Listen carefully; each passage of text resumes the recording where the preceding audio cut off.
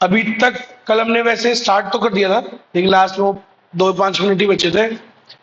National income के methods, है ना। तो आज हमको क्या स्टार्ट करना है, नेशनल इनकम के मेथड्स, और कम से कम 2 कंप्लीट करने हैं, ठीक है। चलो, सो नेशनल इनकम याद करो। हमारे देश में इनकम जो है, मतलब कोई भी देश में इनकम का फ्लो हमेशा कैसा होता है, सर्कुलर होता है ना। पहले सामान बनता है, मैंने आपको बताया था क्या होता है पहले, कौन सा फेज, अरे बताओ कौन सा फेज होता है पहले, प्रोडक्शन फेज होता है इकोनॉमी में, है ना। पहले गुड्स एंड सर्विसेज बनेंगे, ठीक है, फिर वो बिकेंगे, बिकने से क्या जनरेट होगी, इनकम। तो प्रोडक्शन फेज के बाद क्या होता है सर, इनकम फेज होता है ना। इनकम आया भाई, सामान बेच के, आउटपुट बेच के जो पैसा आएगा, वो पैसा फिर क्या होता है, बढ़ता है, किसमें बढ़ता है, फैक्टर्स ऑफ प्रोडक्शन में। तो जिस जिसने भाई फैक्टर सर्विसेज दी है उनमें बटेगा वो, रेंट, वेजेस, इंटरेस्ट, प्रॉफिट, ठीक है। उसके बाद तो जिन जिन लोगों के पास पैसा आया, उसके बाद ये क्या होता है, ये पैसा बढ़ता है, वो खर्च करेंगे इस पैसे को, खर्च करने को क्या बोलते हैं, कौन सा फेज, एक्सपेंडिचर फेज। और ये पैसा खर्च करेंगे गुड्स और सर्विसेज पे, और पैसा फिर से वापस कहां पहुंच जाएगा, प्रोडक्शन में। तो ये जो इकोनॉमी है ऐसी तो चलती है हमारी, समझो। आज तुम पढ़ रहे हो, तुम खर्चा कर रहे हो, मेरे पास इनकम आ रही है, मैं फिर खर्चा करता हूं, फिर किसी प्रोडक्शन में जा रहा है पैसा। आप समझ रहे हो, ऐसी तो इकोनॉमी चल रही है अपनी, और कैसे चलती है कि नहीं। सो जो ये 3 फेज होते हैं इकोनॉमी में, हमने पढ़ा कि इकोनॉमी में जो इनकम होती है वो 3 सर्कुलर फ्लो में फ्लो करती है, ठीक है, सर्कुलर वे में फ्लो करती है ना। तो इसी बेस पर 3 मेथड्स बने हैं। पहला मेथड कौन सा है, प्रोडक्ट मेथड, जो इस पे बेस्ड है। फिर इस पे भी एक मेथड बेस्ड है जिसका नाम है इनकम मेथड। फिर इस पर भी एक चीज बेस्ड है, उसको क्या बोलते हैं, एक्सपेंडिचर मेथड, है ना। तो हम एक एक करके मेथड पढ़ेंगे, और आज हमारा गोल है कि हम 2 मेथड खत्म करेंगे नहीं, ठीक। ढंग से सुनना बेटा। सो 3 मेथड्स पढ़ने हमको। एक होता है कौन सा, वैल्यू एडेड मेथड और प्रोडक्ट मेथड, ठीक है। स्टार्ट करते हैं। ये जो मेथड है, ठीक है, इस मेथड में हम क्या करते हैं, हम ये देखते हैं कि देश में जो जो प्रोड्यूसिंग एंटरप्राइजेस है, मतलब जो जो प्रोडक्शन करते हैं, उन सबका प्रोडक्शन जोड़ लेंगे। मतलब मान लो हमारे देश में आप सब लोग हो, है ना, तो सब लोग कुछ ना कुछ प्रोडक्शन करते हैं, तो सबका प्रोडक्शन जोड़ूंगा मैं इस मेथड में। नाम ही क्या है, प्रोडक्ट मेथड। कौन से फेज पे आता है, प्रोडक्शन फेज पे। तो हम क्या देख रहे हैं कि हर फर्म ने कितना कंट्रीब्यूट किया, हर यूनिट ने कितना प्रोडक्शन किया, उसको क्या बोलते हैं हम, प्रोडक्शन मेथड। प्रोडक्शन मेथड में हम बेसिकली क्या करें, दीदी बातें नहीं दी, दीदी दीदी प्रोडक्शन मेथड में हम क्या करते हैं, we are adding the production of each unit. हर यूनिट का, देश में जितने भी लोग हैं जो जो प्रोडक्शन करते हैं, उन सबका हम क्या जोड़ रहे हैं इसमें, प्रोडक्शन जोड़े। क्लियर है। सो कितने रुपए के गुड्स देश में बने, उतने के ही बिके होंगे, तो उतनी ही तो इनकम जनरेट हुई होगी। तो जितने के बने उतने के बिके, बिकने से क्या आया, उतना पैसा आया, और वो उतना का उतना पैसा वापस से खर्च हुआ, और फिर से इकोनॉमी में गया, प्रोडक्शन फेज में। ऐसी तो चलती है, सही है। तो समझो आप सब लोग, इस मेथड में हम बेसिकली क्या करने वाले हैं, प्रोडक्शन निकालेंगे। देखो, सबसे पहले एक फ्लो चार्ट अपन बनाना सीखेंगे, ठीक है, फ्लो चार्ट बनाना सीखेंगे। देखो, तो फ्लो चार्ट बना रहे हैं हम सबसे पहले, हमारी नेक्स्ट जो पहला मेथड है उसका, फिर उसके एक एक आइटम पे बात करेंगे, ठीक है भाई। पहले एक बार पूरा फ्लो चार्ट बना लेते हैं लगातार, फिर एक एक आइटम पे बात करेंगे। तो ध्यान देना, पहला जो मेथड है, पहले मेथड का नाम क्या है, value added method. Value added method, product method, industrial origin method, output method, अरे कितने ही नाम निकल जाएंगे इसको तो। वैल्यू एडेड, आउटपुट मेथड और प्रोडक्ट मेथड, है ना। देखो भाई, बात को समझना, हर मेथड में एक मेन आइटम होता है जो हमें फाइंड आउट करना होता है। 3 मेथड्स है ना, तीनों में एक एक आइटम है जिसे हम फाइंड आउट करेंगे, और फिर उससे कन्वर्ट कर लेंगे नेशनल इनकम में। क्या बोल रहा हूं मैं, 3 मेथड्स पढ़ने वाले हम, 1 2 3, तीनों मेथड में एक ना एक आइटम है मेन वाला, उसको फाइंड आउट हमें करना है, ठीक है। तो इस मेथड में जो मेन आइटम होता है वो क्या होता है, जीडीपी एट एमपी। क्या नाम है पूरा? Gross domestic product at market price. तो पूरे देश में जी मतलब क्या होता है? Gross total. डीपी क्या होता है? Domestic product. डोमेस्टिक मतलब हमारे देश की टेरिटरी में कितने रुपए के गुड्स, कितने रुपए के गुड्स प्रोड्यूस हुए हमारी टेरिटरी में, कितने रुपए का काम हुआ, बस ये जानना है हमको। जीडीपी एट एमपी क्या होता है? कितने रुपए का काम हुआ डोमेस्टिक टेरिटरी में, इंक्लूडिंग रिहाना ऑल्सो। सब वही डोमेस्टिक टेरिटरी में तो थी ना वो। तो डोमेस्टिक टेरिटरी में कितने रुपए का काम हुआ, टोटल कितने मार्केट वैल्यू का काम हुआ, उसे बोलते हैं जीडीपी एट एमपी। फिर इसको कन्वर्ट कर लेंगे नेशनल इनकम में, कोई बड़ी बात तो है नहीं फिर तो ये निकालना है हमको। मेन चीज क्या निकालनी है? ये। अब ये कैसे आएगा? इसके कुछ स्टेप्स हैं, तो वो स्टेप्स याद करने पहले, फिर एक एक आइटम पे बाद में बात करते हैं। ठीक है, करें स्टार्ट। तो ध्यान देना बेटा, सबसे पहले स्टेप नंबर 1, नेशनल इनकम निकालने के लिए पहला स्टेप होता है, इस मेथड में हम क्या करेंगे, जितने भी लोग इकोनॉमी में प्रोडक्शन का काम करते हैं, या तो कोई गुड्स बनाते हैं या कोई, दीदियों बातें नहीं यार, इधर वो उधर वो, पढ़ लो। तो जितने भी लोग प्रोडक्शन करते हैं गुड्स और सर्विसेज का, उनको पहले आइडेंटिफाई करेंगे। सब थोड़ी करते होंगे। हमारे देश में 140 करोड़ जनता है, क्या सारे लोग प्रोडक्शन करते हैं कुछ ना कुछ? वो छोटे छोटे बच्चे मुन्ने मुन्ने वो भी प्रोडक्शन करते होंगे? अरे वो तो नहीं करते होंगे ना। आप लोग तो नहीं कर रहे ना अभी कुछ प्रोडक्शन। अरे समझ रहे हो मेरी बात? तो सब तो नहीं करते। तो पहले तो उनको आइडेंटिफाई करो कि कौन कौन, भाई पूरे देश में कौन कौन लोग प्रोडक्शन करते हैं। तो पहला स्टेप क्या है? Identify all production units. पहले सबको क्या करो बेटा? सर आइडेंटिफाई करो। ठीक है, आइडेंटिफाई कर लिया चलो मैंने कि यार तुम में से ये सारे लोग प्रोडक्शन करते हैं, आइडेंटिफाई कर लिया। तो फिर जो जो लोग प्रोडक्शन करते हैं उनको 3 कैटेगरीज में क्लासिफाई कर दो, उनको 3 ग्रुप्स में बांट दो। स्टेप नंबर 2 क्या है? Step number 2, classify these production units. इनको आप क्लासिफाई कर दो, 3 भाग में बांट दो। Classify the production units in 3 categories, या कह सकते हो in primary sector, secondary sector and tertiary sector. जानते हैं सब लोग, देश में काम करने के लिए ये 3 ही सेक्टर्स होते हैं। अगर हम बोले तो चौथा तो कोई सेक्टर होता ही नहीं, 3 ही होते हैं। या तो आप किस में काम कर रहे होगे, कोई प्राइमरी वाला, या फिर सेकेंडरी वाला इंडस्ट्री में काम कर रहे होगे, या फिर कोई सर्विसिंग सेक्टर में होगे। 3 ही तो होते हैं। ठीक है, तो देश में जितने भी लोग प्रोडक्शन करते हैं, मैंने उनको 3 कैटेगरी बना दी। मैंने कहा हाँ भाई तुम प्रोडक्शन प्राइमरी सेक्टर वाले तुम इधर हो जाओ, सेकेंडरी वाले अलग हो जाओ, और टर्शरी वाले साइड हो। ऐसे करके 3 सेक्टर्स में बांट दिए लोगों को, 3 ग्रुप बना दिए। अब इन तीनों ग्रुप्स को बोलूंगा find out your value of output. मुझे ये बताओ कि तुमने कितने रुपए का आउटपुट बनाया। क्या बताओ, कितने रुपए का आउटपुट बनाया? तो मैं तीनों को बोलूंगा।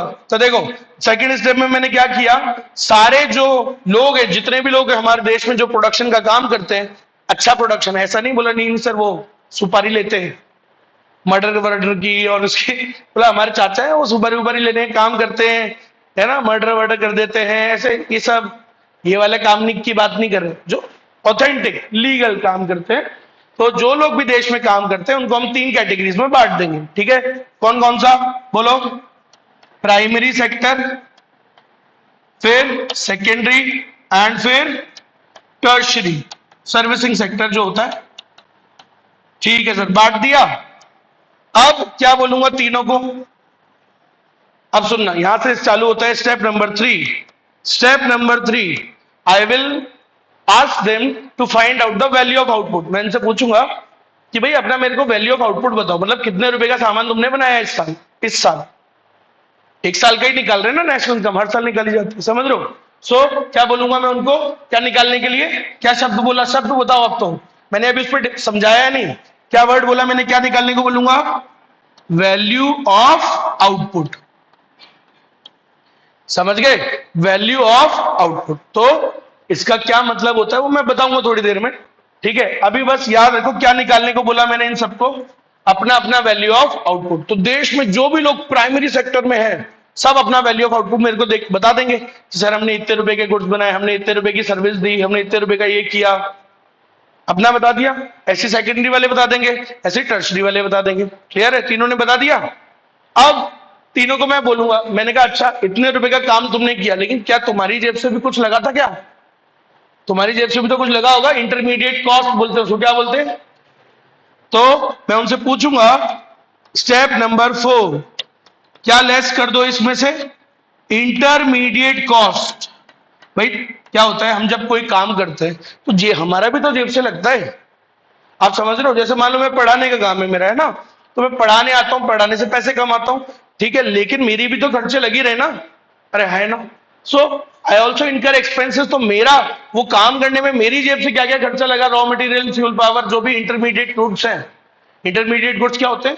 जो मेन चीज को प्रोड्यूस करने में जो चीजें खर्च होती है उसे बोलते हैं इंटरमीडिएट गुड्स। ठीक है, तो मैं सबको बोलूंगा कि आपकी जेब से कितना लगा, जेब से वो बताओ मेरे को। तो इंटरमीडिएट गुड्स क्लियर है। एक फार्मर है, फार्मर क्या खरीदता है? सीड्स, फर्टिलाइजर्स, पानी, इंसेक्टिसाइड्स, पेस्टिसाइड्स, ये सब खरीदेगा, उसके भी तो जेब से लग रहा है, अरे है ना। फिर जो आदमी, मान लो किसी की बेकरी है, तो जिसकी बेकरी है ऐसी थोड़ी ब्रेड बन जाता है, वो भी किसी से क्या खरीदेगा?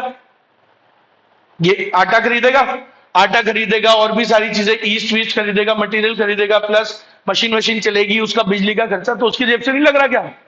सबका कुछ ना कुछ लगता है भाई, लगता है। उसी को बोलते हैं इंटरमीडिएट कंजम्पशन। क्लियर है? इंटरमीडिएट कंजम्पशन मतलब अपनी जेब से अपन ने जो खर्चा किया रॉ मटेरियल वगैरह पे, जो खर्चा होता है उसको इंटरमीडिएट कंजम्पशन या इंटरमीडिएट परचेजेस बोलते हैं। भाई आपने भी तो परचेज किया होगा ना रॉ मटेरियल वगैरह, वो ठीक है। तो सबने कितने रुपए के गुड्स बनाए, ये आ गया, माइनस तुम्हारी भी जेब से लगा खर्चा, वो बता दो मेरे को। तो जब वो बता दोगे आप तो उसको माइनस कर दूंगा मैं उसमें से, और क्या आ जाता है? Value added. क्या आ जाता है बेटा? वैल्यू एडिड नाम का एक शब्द आ जाता है, वैल्यू एडिड आ जाता है। कैसे आता है? इसमें से जब ये माइनस कर देते हैं, इसको मैं नाम देता हूं ए, इसको मैं नाम देता हूं बी, तो जब ए में से बी को माइनस कर देते हैं तो क्या आ जाता है? Value added. क्या होता है ये? Contribution by each firm. Value added, value added का क्या मतलब है? देखो एक कारपेंटर है, वो क्या करता है, मान लो लकड़ी खरीद के लाया, रॉ मटेरियल लकड़ियां खरीद के लाया, उस लकड़ी को खरीद के उसने एक चेयर में कन्वर्ट किया, तो उसने कितने का वैल्यू एडिशन किया? समझो, जैसे 8,000 रुपए की वो लकड़ी खरीद के लाया, या चलो मान लो 1,000 रुपए की लकड़ी खरीदी, प्लस उसको उसने कन्वर्ट किया, कील वील लगाया, ठोका वोका, डिजाइन विजाइन किया, पेंट वेंट किया, और एक चेयर में कन्वर्ट किया। चेयर का कीमत है 1,800 रुपए में, उसकी कीमत है, चेयर की कीमत क्या है? The value of the output is what? Output की वैल्यू कितनी है? 1,800। इतने रुपए की चेयर बेची उसने, इतने रुपए का चेयर है वो, 1,800 रुपए का। अच्छा उसकी जेब से कितना लगा? 1,000 रुपए। तो बताओ उसने कितने का वैल्यू एडिशन किया बीच में? 800 ही तो किया। समझ रहे हो? तो वैल्यू एडिशन इसी को बोलते हैं कि आपने कितना एडिशन किया। भाई ये मटेरियल खरीदा, फिर उसे कन्वर्ट किया और इतने रुपए का बेचा, तो तुमने कितने रुपए का एडिशन किया? समझ रहे हो? तुमने 20 लाख रुपए के गुड्स बनाए, मानता हूं, लेकिन तुम्हारे भी तो 2 लाख के लगे, तो तुमने कितने का वैल्यू एडिशन किया? देश में 18 लाख का ही तो किया। बात समझते हो क्या कह रहा हूं मैं? तुमने मान लो चलो 5 लाख की गुड्स बनाए, इस साल 5 लाख रुपए के गुड्स बनाए, लेकिन तुम्हारी जेब से भी 1 लाख रुपए का सामान लगा, तो तुमने कितने का वैल्यू एडिशन किया? 4 लाख का ही तो किया। इसको बोलते हैं वैल्यू एडिशन। ठीक है, चलो तो और सुनना, अभी और जाऊंगा डिटेल में, टेंशन मतलब इसे फ्लो चार्ट पे फोकस कर रहा हूं मैं। तो हम क्या बोलेंगे? स्टेप नंबर 1 क्या था बताओ? सबसे पहले सारी जो जो प्रोडक्शन करते हैं देश में उन सबको आइडेंटिफाई करो, पहचानो कौन कौन प्रोडक्शन करता है। पहचान लिया, पहचानने के बाद उनको 3 ग्रुप में बांटो, कौन कौन से? प्राइमरी, सेकेंडरी और टर्शरी, बांट दिया।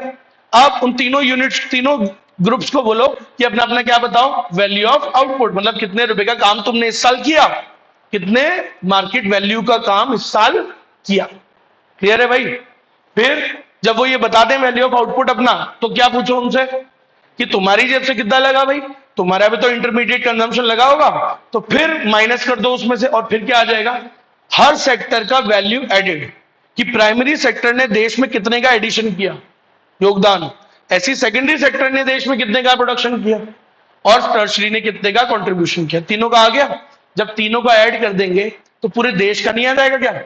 देश में 3 ही सेक्टर में तो बांट दिया था आपने सबको, तो जब सबको तीन ही कैटेगरी में बांट दिया था तो इन तीनों का क्या आ चुका है भैया, तीनों का वैल्यू एडेड आ गया। Value added of primary sector, value added of secondary sector and value added of tertiary sector, तीनों का आ गया। तो बड़ा सिंपल है, स्टेप नंबर 5, सबका वैल्यू एडेड ऐड कर दो, ठीक है, और क्या आ जाएगा उससे, टोटल देश का जीवीए एट एमपी।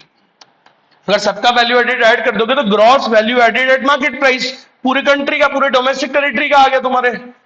तो वैल्यू एडेड कैसे आता है, इन सबको ऐड करके, value added of primary sector plus value added of secondary sector plus value added of tertiary sector, इन तीनों को ऐड करने से क्या आ जाता है, पूरे देश का वैल्यू वो आ जाता है, वैल्यू एडेड। इकट्ठा कर लो, उसको जोड़ लो, सिग्मा कर लो, सबका एडिशन कर लो, ये जो आ गया gross value added at market price बोलते हैं इसको, और इसी को बेटा कहा जाता है जीडीपी एट एमपी। इसी को क्या कहा जाता है, जीडीपी एट एमपी। हमें यहीं तक पहुंचना था क्या, चेक कर लो, कहां तक पहुंचना था हमको, हमें कहां तक पहुंचना था, यहीं तक तो पहुंचना था, पहुंच गए सर, याद हुआ क्या, बोलो मेरे साथ फिर से, कैसे करते हैं। सबसे पहले क्या करेंगे इस मेथड के अंदर, step number 1, identify all the production units. देश में जो जो लोग प्रोडक्शन करते हैं उनको पहले आइडेंटिफाई करो, कर लिया आइडेंटिफाई, उसके बाद उनको 3 भाग में बांट दो भाई, जो जो प्राइमरी के इधर हो जाओ, सेकेंडरी वाले बीच में, टर्शरी वाले इधर, बांट दिए, लोगों को 3 कैटेगरी में बांट दिया। हम उन तीनों को क्या बोलेंगे, क्या क्या बताओ अपना, तुमने कितने रुपए का काम किया, हर बंदे से पूछेंगे तुमने कितने का काम किया, तुमने कितने का काम किया इस साल, तुमने कितने के गुड्स बनाए, तुमने कितने का काम किया, सब बता देंगे, बोला हमने इतने रुपए का काम किया। फिर मैंने पूछ चुका, क्या पूछेंगे फिर उनसे कि भाई तुम्हारा भी तो जेब से लगा हुआ कुछ इंटरमीडिएट के अंदर, बोला हाँ सर हमारी भी जेब से तो लगा है। तो ये माइनस करने से क्या आ जाएगा, उनका वैल्यू एडिशन। अगर मान लो मैं कह रहा हूं 40 लाख का मैंने इस साल काम किया है, उसमें से मेरे 5 लाख का खर्चा हुआ है इस साल, तो मैंने कितने का वैल्यू एडिशन किया, 35 का ही तो किया, मेरे द्वारा कितने का एडिशन हुआ, 35 से तो हुआ, 40 मैंने कमाए, 5 मेरे लगे, तो मेरी तरफ से कितने का एडिशन हुआ देश के अंदर, 35 से तो हुआ। तो ऐसे मैं क्या निकाल लूंगा, तीनों सेक्टर्स का वैल्यू एडेड निकाल दूंगा, और तीनों सेक्टर का वैल्यू एडेड जोड़ के क्या आ जाता है, total value added of the country, मतलब ग्रॉस वैल्यू एडेड आ जाता है, जीवीए एट मार्केट प्राइस आ गया। तो इसको इसी को क्या बोलते हैं, जीडीपी एट एमपी। और अब यह आने के बाद तो 2 सेकंड का काम है, कन्वर्ट करेंगे नेशनल इनकम में, ये लो भाई साहब। तो जीडीपी एट एमपी, आओ जरा इसको कन्वर्ट करें, देश को प्रगति की राह पे लेके जाएं। तो नेशनल इनकम को क्या बोलते हैं, एनएनपी एट, इसका नाम क्या है, NNP at FC, national income को बोलते हैं ना। चलो कि निकालते हैं भैया नेशनल इनकम, और ये क्या होती है, ये तो हमारे देश में हुआ है, तो कन्वर्ट करें। अब बताओ चलो, ग्रॉस ये गिवन है, और क्या निकालना है, वो निकालना है, कन्वर्ट करना है, we have to find this, okay. चलो अब ग्रॉस वैल्यू दे रखी है, ग्रॉस, इसे मुझे नेट बनाना है, तो क्या करेंगे, इसमें से डेप्रिसिएशन माइनस कर दो ना सर, क्या बन जाएगा, वो नेट बन जाएगा क्या, बिल्कुल। अच्छा डोमेस्टिक प्राइस दे रखी है, डोमेस्टिक प्रोडक्ट दे रखा है कि देश में इतना प्रोडक्शन हुआ, और हमको चाहिए कौन सा, देश में नहीं, सॉरी हमारी टेरिटरी में इतने का प्रोडक्शन हुआ, और चाहिए क्या, देश में कितना हुआ। तो सर देश में तो वो रियाना भी जुड़ी हुई है और दिलजीत का जुड़ा हुआ नहीं है, तो वो एनएफआईए करना पड़ेगा हमको, तभी तो देश का आएगा। डीपी को एनपी में कैसे कन्वर्ट करते हैं, एनएफआईए ऐड कर दो सर, तो ये लो बेटा एनएफआईए ऐड कर देंगे, क्या बन जाएगा, डीपी एनपी बन जाएगा। अगला काम, मार्केट प्राइस गिवन है हमें कोई चीज की, कोई भी चीज का क्या गिवन है, मार्केट प्राइस। मुझे चाहिए कि फैक्टर कॉस्ट चाहिए मेरे को, तो इसमें से सर वो एनआईटी हटा दो, गवर्नमेंट वाला, ठीक है, तो एनआईटी हटा दो। तो मार्केट प्राइस को फैक्टर कॉस्ट में कैसे कन्वर्ट करते हैं, एनआईटी माइनस कर दो, क्या बन जाएगा वो, मार्केट प्राइस क्या बन जाएगा, फैक्टर कॉस्ट बन जाएगा। तो इस तरीके से आ गई नेशनल इनकम। लो अब मेरे को एक बात कोई बताएगा कि ये फैक्टर कॉस्ट पे क्यों लेते हैं नेशनल इनकम, इसमें एनआईटी क्यों हटाया, मुझे ये बात अगर कोई बता सकता है तो बताओ, क्यों हमने ये एनआईटी हटाया, मार्केट प्राइस पे रहने देते ना, ट्रांसफर इनकम है, चलो बहुत बढ़िया, गुड गुड। चलो गुड।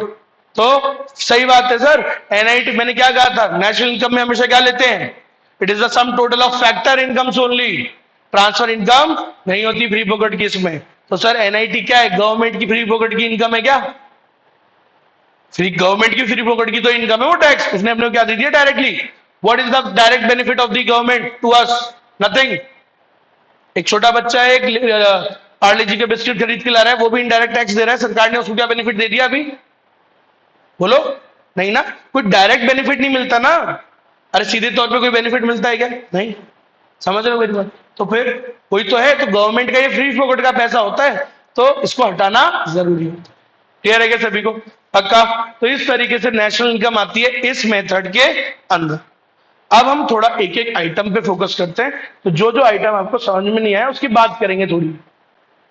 अब यहां से खेल चालू हुआ था, वैल्यू ऑफ आउटपुट शब्द, सर ये क्या होता है, मैंने आपको क्या बोला, देखो बार बार मैं हिंदी में क्या बोल रहा था कि कितने रुपए का काम आपने इस साल किया, मैंने ये थोड़ी बोला कि आपने कितने रुपए के गुड्स बेचे, नहीं ना, मैंने क्या बोला, कितने रुपए के गुड्स बनाए, क्योंकि जो बने होंगे वही बिके होंगे और वो उतना ही इनकम जनरेट होता है, हम तो ऐसा मानते हैं।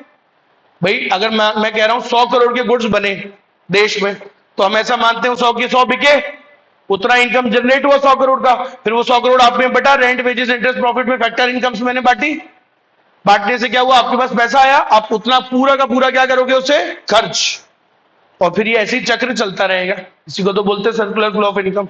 सही बात है कि नहीं। अब सुनना, सो हमें इस वैल्यू ऑफ आउटपुट में मेन फोकस क्या होता है, इस बात पे ध्यान रखना कि कितने के गुड्स बिके, ये नहीं है मेन फोकस, कितने के गुड्स बने। फिर मान लो आपकी फैक्ट्री है, मुझे तो ये बताओ कि इस साल आपने कितने रुपए के गुड्स बनाए, I am not concern with कितने के गुड्स बेचे, आई एम कंसर्न विद इस साल, इसी साल कितने रुपए के गुड्स बने, ये निकालना होता है अपने को, समझ में आई मेरी बात। सो वैल्यू ऑफ आउटपुट सोल्ड नहीं होता, वैल्यू ऑफ आउटपुट प्रोड्यूस्ड होता है, इस पे फोकस करो, समझ में आया। भाई कितने का वैल्यू मतलब कितने रुपए का, कितनी मार्केट वैल्यू का, और बोलो कितने रुपए के गुड्स, आउटपुट मतलब जो भी आप काम करते हो, गुड्स या सर्विसेज जो भी बनाते हो, कितने रुपए के गुड्स तुमने इस साल बेचे या बनाए, बनाए इज द फोकस, क्या निकालना है, बनाए। आई बात समझ में, कितने रुपए के गुड्स बने, बोलो सर निकलता कैसे है, लेकिन बोलते रहो आप निकालेंगे कैसे, आसान थोड़ी निकालना। आप देश में हर किसी से पूछोगे कितने रुपए के गुड्स बने, कौन ध्यान रखता है सर कितने के गुड्स बने, कोई ध्यान ही नहीं रखता है नॉर्मली, समझ रहे हो, कौन कौन नंबर रखता होगा कि कितने रुपए के गुड्स बने, मेरे को खुद याद नहीं मैंने साल में टोटल एग्जैक्टली कितने बच्चे पढ़ाए, आप समझ रहे हो कहने का मतलब। कोई कोई इंसान है पेन बेचता, कितने पेन बेच दिए उसको पता होगा क्या, आज के नहीं स्टेशनरी शॉप वाले को पूछो आप कि कितने की गुड्स, कितने पेन बेचे तूने, याद ही नहीं होगा, आप समझ रहे हो। तो ये कितने का प्रोडक्शन हुआ, ये सब कैसे पता लगता है सर, नहीं पता, मतलब मुश्किल है निकालना ना, तो निकालने के लिए एक तरीका दिया गया है, सुनिएगा सब लोग। तो वैल्यू ऑफ आउटपुट अगर किसी से आपको निकलवाना है तो कैसे निकलवाओगे, सिंपल देखो तरीका बताता हूं आपको। तो मतलब वैल्यू ऑफ आउटपुट, अभी हम इस आइटम पे बात कर रहे हैं, तो वैल्यू ऑफ आउटपुट अगर कितना रुपए के गुड्स बनाए अगर ये निकलवाना है, तो इसके लिए एक फॉर्मूला है बड़ा आसान सा, उस फॉर्मूले को मैं समझाऊंगा अभी।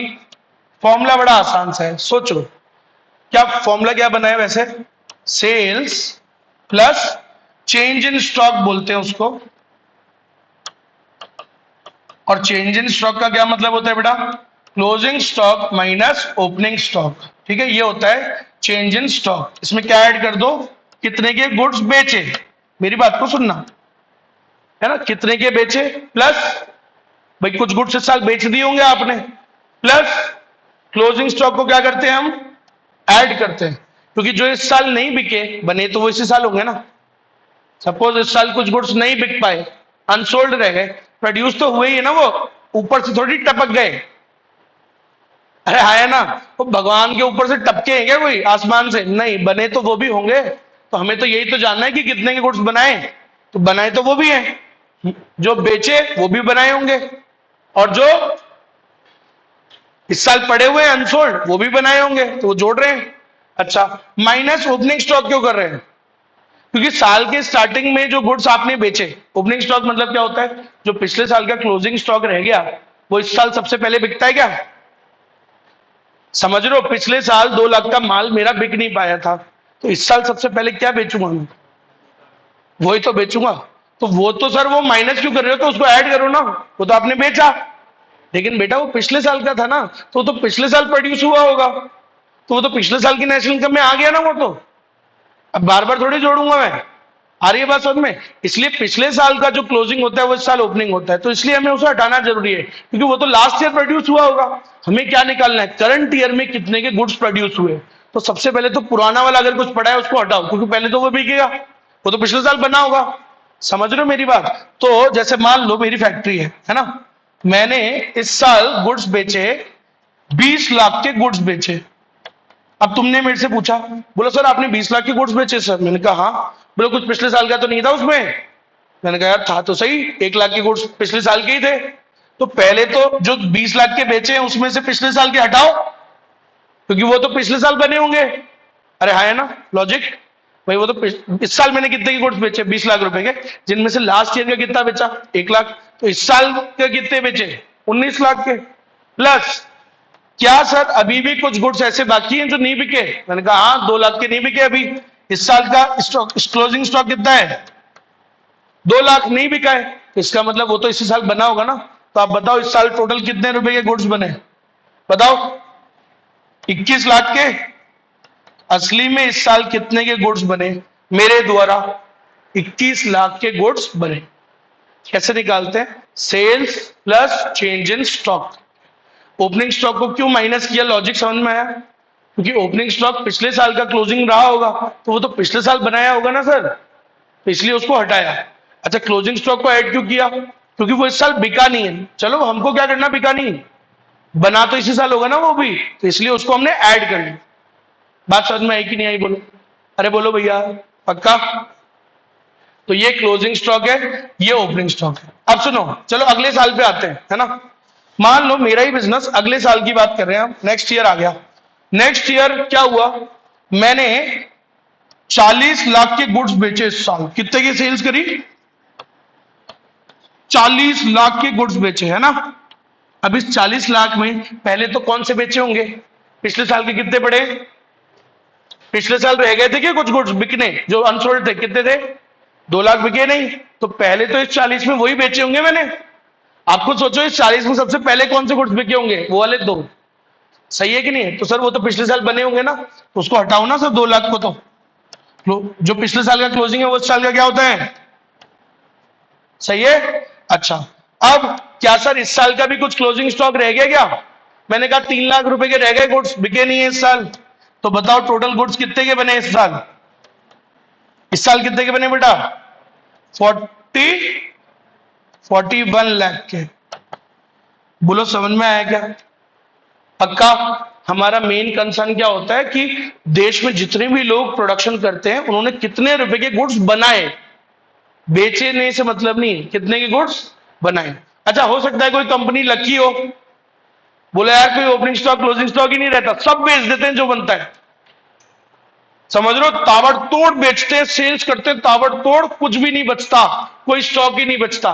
तो फिर वहां पे कैसे निकलेगा वैल्यू ऑफ आउटपुट, सोचो जरा। चलो मान लो मेरे वाले में ही ले लो, 3rd ईयर मान लो मैंने बहुत अच्छा काम किया भाई साहब, जबरदस्त एफर्ट डाले मार्केटिंग वगैरह में, ये और वो। अब नेक्स्ट ईयर कहां गया, क्या बोलते हैं, sales plus change in stock, है ना। अब सुनो, नेक्स्ट ईयर मैंने 50 लाख के गुड्स बेचे। अब इस साल थोड़ा सा प्रॉब्लम है क्योंकि पिछले साल के कितने पड़े हुए, 3 लाख। अरे पिछले साल 3 लाख बिके नहीं थे ना, तो पहले तो वो 3 लाख बेचूंगा, पहले तो वो 3 लाख बेचूंगा, पहले तो वही बेचे होंगे, ठीक है। उसके बाद बाकी के 47 लाख बेचे होंगे। समझते नहीं समझते हो? अरे बेटा समझे या नहीं समझे, देखो ऐसे करके दिखाऊं आपको। भाई इस साल मैंने 50 लाख के गुड्स बेचे, 50 के बेचे, तो इसमें एक बार बताओ 3 लाख तो पहले वही बेचे होंगे मैंने, सबसे पहले तो यही बेचता है आदमी, 3 लाख तो ये बेचेगा। उसके बाद कितने बेचे होंगे, 47 लाख। सही बात है कि नहीं है? इसलिए तो हटा रहा हूं उसको, क्योंकि ये तो मैंने इस साल बेचा ही नहीं, इसको हटाओ सर। सही है। वो ये तो ये साल बेचा है, लेकिन ये कहां का बिलोंग करता था? ये प्रोड्यूस तो लास्ट ईयर हुए थे, इसलिए हटाओ इसको। आई बात समझ में? पक्का? चलो तो हाँ भाई, तो सर इसमें वो 3 लाख तो पहले माइनस करो, पिछले साल का ओपनिंग स्टॉक पड़ा हुआ है, वो बेचा होगा आपने पहले तो, प्लस क्या इस साल कुछ रह गया क्या सर बेचना? अरे मैंने कहा नहीं, फुल सोल्ड आउट। नहीं होता क्या सोल्ड आउट? बोलो, सोल्ड आउट भी हो सकता है, लेट्स इमेजिन कि हो गया सोल्ड आउट, फुल बेच दिया आपने, तो क्लोजिंग स्टॉक कुछ भी नहीं है। तो बताओ इस बार क्या हो गया? वैल्यू ऑफ आउटपुट कितना हुआ? 47 लाख। मान लो next year value of output last है ये, मान लो नेक्स्ट ईयर, अब बताओ, अब इस साल मैं कह रहा हूं मैंने गुड्स बेचे कितने के? मैंने गुड्स बेचे 52 लाख के, और कोई पिछले साल कोई क्लोजिंग स्टॉक था ही नहीं, सब बिक गया था, तो कोई क्लोजिंग, अच्छा तो पिछले साल का क्लोजिंग क्या होता है इस साल? ओपनिंग। तो इस साल कोई ओपनिंग स्टॉक इधर, इस साल कोई ओपनिंग स्टॉक है ही नहीं, पूरा का पूरा इसी साल का है सर, तो कोई ओपनिंग स्टॉक है ही नहीं, नील। और क्लोजिंग स्टॉक कुछ रह गया क्या? नहीं, पूरा सोल्ड आउट कर दिया मान लो मैंने, वो भी नील। तो एक बात बताओ, एक सिंपल सवाल, जब आपको दे रखा हो if the entire output is sold there is no opening और क्लोजिंग स्टॉक, तो तब वैल्यू ऑफ आउटपुट किसके बराबर हो जाता है? सेल्स के, क्योंकि तब वो तो दोनों जीरो है। तो value of output is equals to sales कब? व्हेन देयर इज नो, अरे बोलो, when there is no opening stock और closing stock, entire output is sold, so value of output is equals to entire output sold. अगर आप सब बेच देते हो भैया, कोई ओपनिंग स्टॉक क्लोजिंग स्टॉक बचता ही नहीं, तो फिर तो सिंपल है ना, जो भी बेचते हो वो इसी साल तो बनाते हो और तुरंत बेच देते हो। सही है कि नहीं है?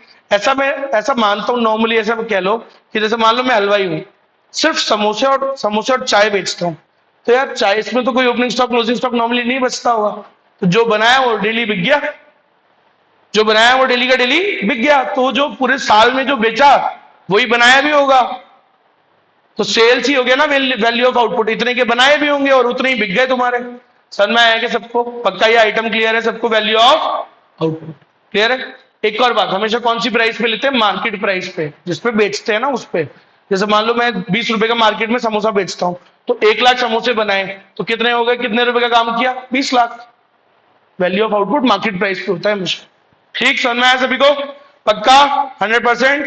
एक बात और बताता हूं, तो वैल्यू ऑफ आउटपुट कैसे आता है? Sales plus change in stock.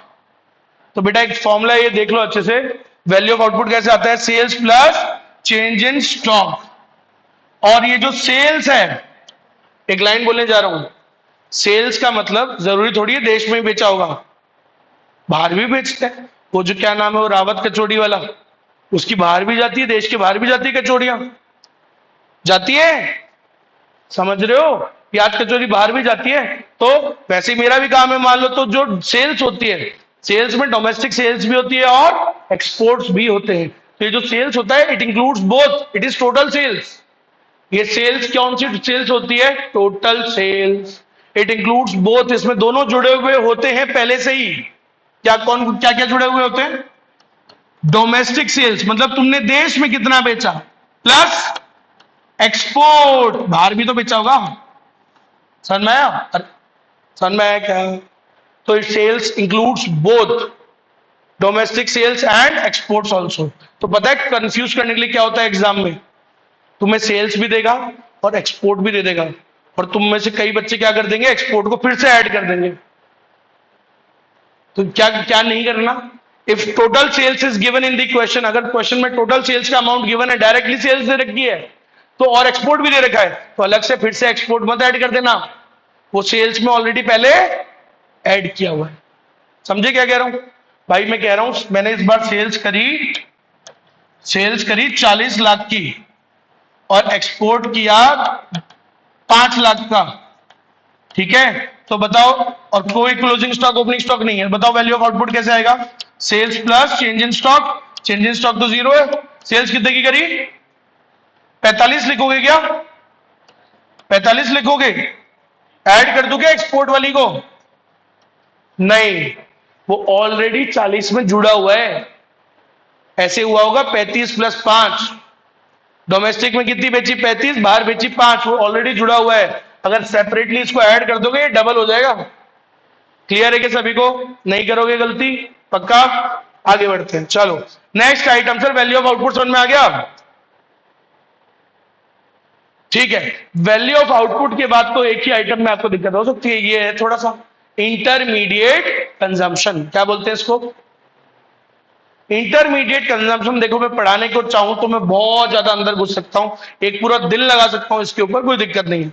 लेकिन हमारे सीए के कोर्स के लिए जितना आपको समझना जरूरी है मैं उतने में ही समझाऊंगा। तो इंटरमीडिएट कंजम्पशन बेसिकली क्या होता है कि जैसे मान लो आपने ये पेन बनाया, यही आपका आउटपुट है, ठीक है? ये पेन आपने बनाया 10 रुपए का, इसका वैल्यू ऑफ आउटपुट कितने रुपए का पेन बनाया? 10 रुपए। एक ही पेन बनाया, चलो मान लो एक ही बनाया, एक ही आउटपुट बनाया 10 रुपए का। अब इसको बनाने में तुम्हारा भी तो कुछ लगा होगा ना, कुछ रॉ मटेरियल वगैरह, उसको बोलते हैं इंटरमीडिएट परचेजेस। क्या बोलते हैं? इंटरमीडिएट परचेजेस या इंटरमीडिएट कंजम्पशन बोलते हैं। भाई तुमने कितने का कंजम्पशन हुआ, तुमने उस चीज को बनाने में कितने का, उस बीच में कितने का खर्चा हुआ उसको बनाने में, उसको बोलते हैं इंटरमीडिएट कंजम्पशन। इतनी बात समझ में आई? पक्का? अब सुनो, तो इंटरमीडिएट कंजम्पशन क्या होता है? जैसे मान लो मैं ये पेन बनाता हूं तो इसके लिए मटेरियल वटेरियल मेरा भी तो लगता होगा ना जेब से, मैं भी परचेज करके लाता हूँ कहीं ना कहीं से। तो अब सुनना, तो उसको बोलते हैं अपन इंटरमीडिएट कंजम्पशन। अब कई बार क्वेश्चन में क्या होता है, हो सकता है तुमने मटेरियल, भाई इसका जो मैं बोल रहा हूं 60% मटेरियल देश में से खरीदता हूं और इसका 40% मटेरियल सामान आता है चाइना से। तो इंटरमीडिएट कंजम्पशन के अंदर भी डोमेस्टिक परचेज मतलब जो मटेरियल तुमने देश से खरीदा प्लस जो मटेरियल तुमने बाहर से मंगवाया, इंपोर्ट।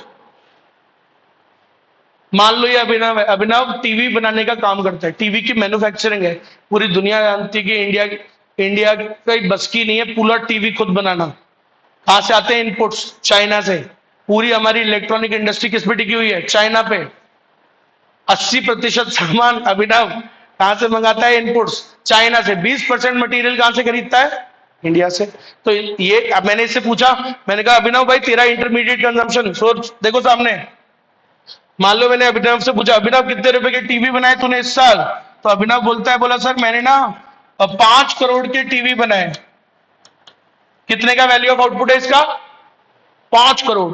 ठीक है, मैंने कहा तेरा भी तो जेब से कुछ लगा होगा? बोला हाँ सर लगा है ना, इंटरमीडिएट कंजम्पशन मेरा भी लगता है।